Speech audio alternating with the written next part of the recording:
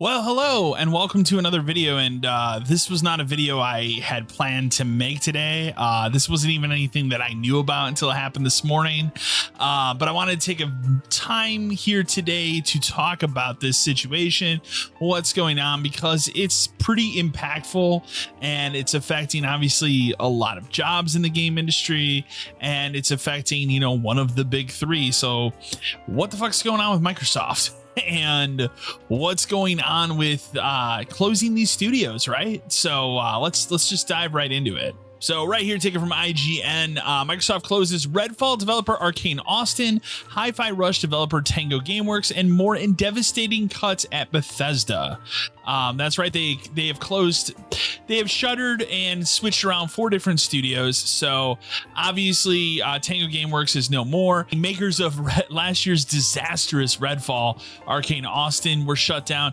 This one of the 4 is probably the least surprising to me. And that's simply just because that game was shit at launch. We all know that. It's playable now. Like, I streamed it last year after that update came out, and I didn't hate the game. Like, that's the weird part. I actually kind of enjoyed my time with the game, but we all knew that at that point that game was kind of sacrificed, and to cut down the studio that made the excellent 2017 Prey is fucking crazy. But you know, alas, here we are. They got rid of Alpha Dog Games, the maker of the mobile game Mighty Dune. They're going to close that down. And then Roundhouse Studios is just being absorbed into the Elder Scrolls Online developer ZeniMax Online Studios. Microsoft is currently valued at over $3 trillion. Did not say how many staff will lose their jobs, but significant layoffs are inevitable. IGN has asked Bethesda for comment. Microsoft declined to expand further when contacted by IGN. They're not going to say anything. Obviously, Arcane put out a statement.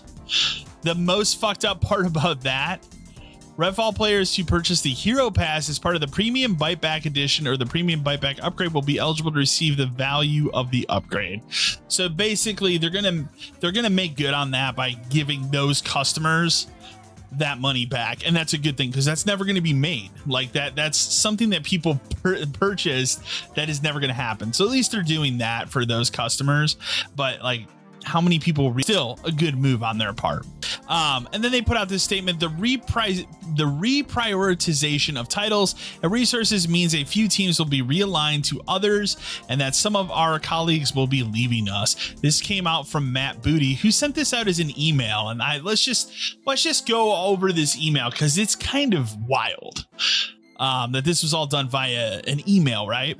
Today, I'm sharing changes we are making to our Bethesda and ZeniMax teams. These changes are grounded in prioritizing high-impact titles and further investing in Bethesda's portfolio of blockbuster games and beloved worlds which you have nurtured over many decades. To double down on these franchises and invest to build new ones requires us to look at the business to identify opportunities that are best positioned for success.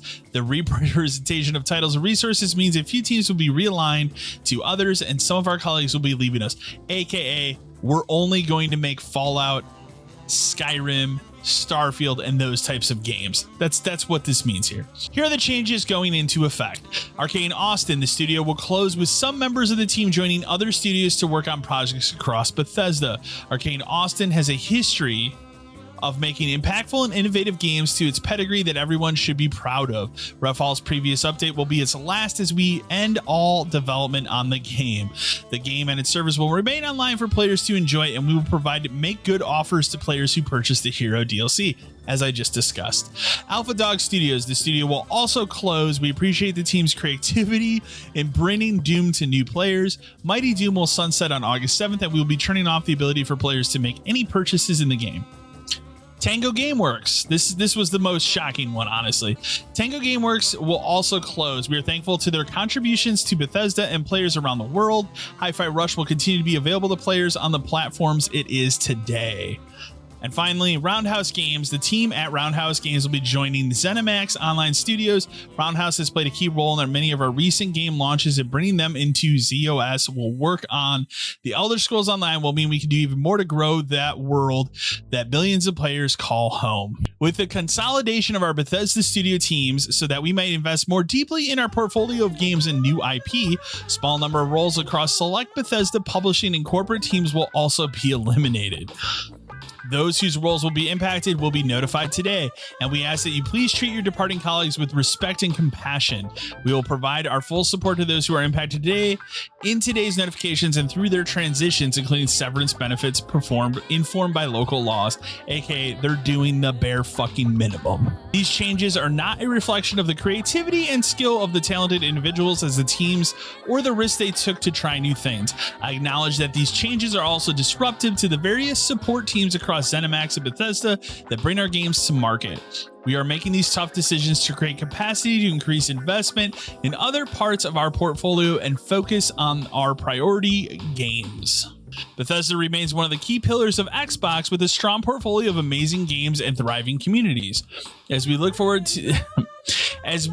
the future, there's an impressive lineup of games on the horizon. In 2024 alone, we have Starfield Shattered Space, Fallout 76, Skyline. These are not new games. These are DLCs.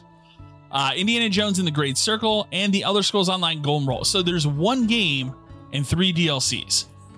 As we align our plans and resources to best set ourselves up for success in this complex and changing industry, our teams across Arcane Lion, Bethesda Game Studios, id Software, Machine Games, ZeniMax Online Studios, and the Bethesda Publishing and corporate teams will be well positioned to build new IP, explore new game concepts, and expand our existing franchises. Obviously, this comes just 3 months after the company announced plans to cut 1,900 staff from its video game workforce. And it comes 2 weeks after the breakout hit of Fallout, on fucking Amazon. Obviously, the internet hates this. Nobody likes to see studios close. Nobody likes to see positions dry up.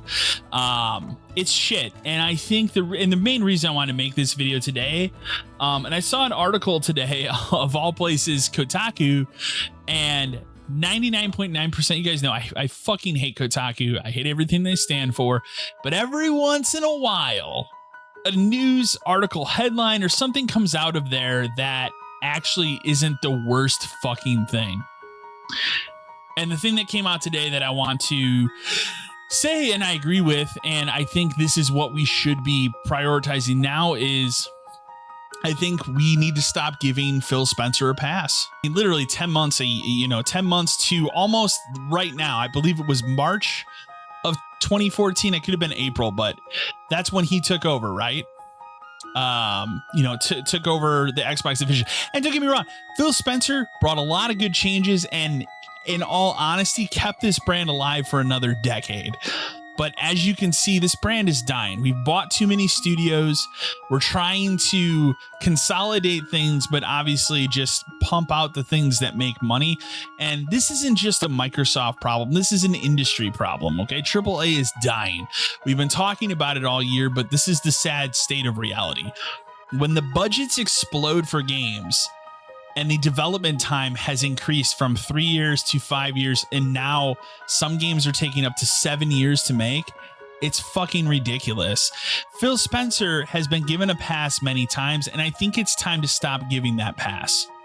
Okay, this is a man who will get up and shovel himself up on stage every E3 and tell you everything's okay. We care about games. I'm going to show you all these games today. And then half of them never come to fruition because they either get canceled or, shoved under a rug, or they go through, X amount of changes to the point that they're not even familiar for what they are. I'll give you a prime example right now, just off the top of my head. Perfect Dark. Okay. Announced, when was that? That was either 2019 or 2020 Game Awards. I think it was 2020 Game Awards.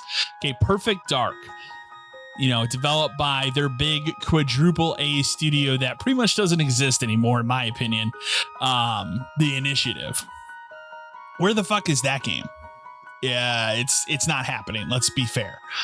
That game's not going to happen. They need to come out, get off the shitter and just say, hey, it's canceled.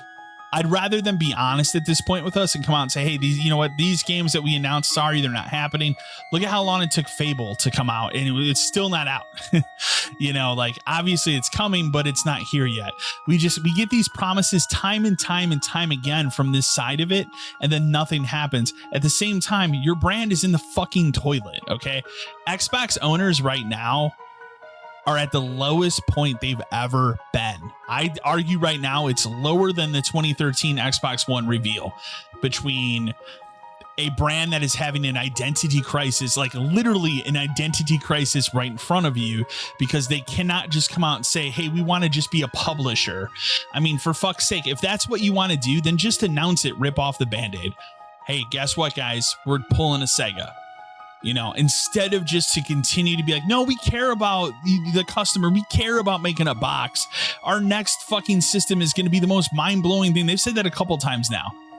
And like, I don't know. I can't believe it. So, and again, I'd also like to point out, like, I'm being extremely critical of Microsoft here, but Sony is having at the same time problems of their own. It's not like these two are just, you know, one is held in a high regard and the other one is really easy to shit on. I will say that, like, Sony is always held in a high regard ever since the 2013 Xbox One debacle, and that's just how it's been. But they shouldn't be held in that high of a regard at this point. They're doing just as dumb shit. Look at this Helldivers 2 fiasco for the last week and everything, which, you know, at the time that we recorded, we had some information wrong on the podcast. I apologize for that. And we weren't as informed on the podcast about the fact that it was not going to be for sale in like 177 countries or whatever. Yeah, that is fucked up. Okay, that wasn't understood at the time that we recorded, and that announcement hadn't even been made yet. That was just speculation. And then they doubled down and said, no, we're gonna fucking do this. And the backlash was so extreme that within 24 hours of announcing that, Sony walked everything back and said, hey, we're not gonna do that at all anymore, because there was no way. You're not going to take your game that will be the fucking game of the year. At this point, it probably is for most people, and tank it harder. Like, I've never seen in the history of me covering video games on this channel, in the history of being a fan of video games, a game that is held in such high regard fall so fast and so hard over such a stupid corporate decision that they had to backpedal that quickly. But, you know, we hold Sony in a high regard. We need to stop putting these companies on pedestals. Stop putting these CEOs and these high-paid people on pedestals like they're gods or something. They're not. They're making poor decisions for their companies, and Phil Spencer's included at this point. Look, I've had nothing but respect for Phil Spencer for the last decade since he took over. I think he was the right guy at the right time, but that time has now passed. He's clearly out of touch with some things, and the fact that you have, it's over 23 studios, I believe, at this time that Microsoft has, but you have one man, Matt Booty, running it. Fucking insane. And then you have to talk about shit like this, because I have to bring this up really quick, because this is fucking idiotic. Mike Ibarra, who, you know, used to work at Microsoft, friends with Phil Spencer, he fucking famously had that tweet last week about we should tip developers. So he's already like just so out of left field with these terrible takes on the industry because he is an executive. Put this out today. I see a lot of shots at Phil over today's Xbox announcements. I get it, but knowing him as a human, I know it hurts him as much as anyone else. I can't speak for all the leadership here, but I do know he is likely what he is likely going through. I'm not trying to defend the decisions. I think we can all get ourselves into situations that are tough and unexpected. Certainly I have. It's part of the job as a accountability for the outcomes, but he's a good human and he cares deeply for the creative process and developers. That's my firsthand experience for working him closely for 8+ years and knowing him for 24+. I 100% understand the anger and confusion, and I feel deeply sorry for those teams impacted today and over the last few months. I didn't agree with every decision he made at Xbox, and I think it was pretty clear, but I do believe his product leadership, and I know how hard these decisions can be. Xbox could have a very bright future. I hope that they are able to realize it and that the teams have an incredible experience together. It's certainly a tough time that needs great clarity into what the plan ahead is and how gamers everywhere can be excited for it. So this man's first fucking response after, you know, this decision was made to fire these people is we should feel bad for Phil Spencer's feelings. How about the feelings of all these people that just got let go? How about the feelings of the people at Arcane Austin who had to shove out a knowingly shit-ass game They knew the game was shit. I guarantee you they went to Microsoft leadership when Bethesda was acquired and said, this game is not ready. And they said, sorry, you have to put it out because we have to have something, you know, but we're supposed to feel bad for Phil Spencer's feelings. Fuck that. That's insane. Like that, he made the decisions. He signed off on the decisions. Obviously, Matt Booty is the one that communicated it, but he knew damn well. And until we get a response, you know, and even then, like it's the time for responses is over. It's the time for action. I can't wait to see E3 this year, or what we call E3 now. I can't wait to see Microsoft Showcase, because what are they going to show? What can they do at this showcase in June to prove to Xbox owners that, hey, we still have a viable place in this industry and we want you to continue to be in our ecosystem? Because right now, the way I look at it, there's never been a better time to jump ship. Either becoming a PC gamer, which increasingly every day seems more and more like the route most people should go if they can, or go and buy a PS5 if you're an Xbox only owner. You know, I'm fortunate enough to own all the systems, and I'm not biased towards any of them. Like, I'm sure in the past it seemed like on the channel, like, well, he really likes Xbox more. I do have my favorites each generation, like what platform I like to play on more. And I'll be frank and honest, like this generation, I've enjoyed the Xbox Series X more than the PS5. It's just the system that I enjoy turning on more. There's a lot there to really like. And the fact that I can share Game Pass between myself and my girlfriend, because I have 2 Series X systems, is a wonderful thing. But when this kind of shit goes on, it really makes you think. So, it's time. It's time to start holding him accountable. I made a video like this a year ago, and you know, it's funny because it's like another check-in with Microsoft, but like, you need to hold this man accountable. We need to hold these companies accountable when they make fucking dumb decisions like this, like closing Tango Gameworks, your only Japanese developer. Really? After Hi-Fi Rush? Which, I'll be frank, I didn't care for Hi-Fi Rush that much, but I appreciated it because it was something different. It looks amazing visually. I just wasn't down with the timed controls of that game. It didn't click for me. But I appreciate what the game is doing. I think it was an amazing game. It just wasn't an amazing game for me. But Tango Gameworks also made The Evil Within, and The Evil Within 2, which is one of my favorite horror games the last 10 years. Okay, they've made some good stuff. The very little bit I've played of Ghostwire Tokyo, I think, is a fucking really awesome game, to the point that I might actually sit down and play that game now, just out of remembrance for Tango Gameworks. It's fucked up. It's insane. And again, Arcane Austin, I'm not the biggest Redfall fan. I thought it was fine, but I love that 2017 Prey game. And given time, you know, that team would have made a tremendous sequel to that game, but we're like cursed to never get a Prey 2. It didn't happen the first time around, and it's clearly not happening the second time around. But these are stupid closures that they don't make sense yet. Could they make sense later? Sure. But as of right now, this just seems like an incredibly bad move. And yet again, another bad move that was signed off by Phil Spencer. And I think it's time to stop giving him that quote unquote pass. Hold him accountable. So, and that goes the same for Sony. Hold them accountable when they do fucked up shit too. Look at how gamers took to holding them accountable for this Helldivers shit and how quickly it changed. Just saying. As always, remember to like, share, and subscribe to the channel. And until next time.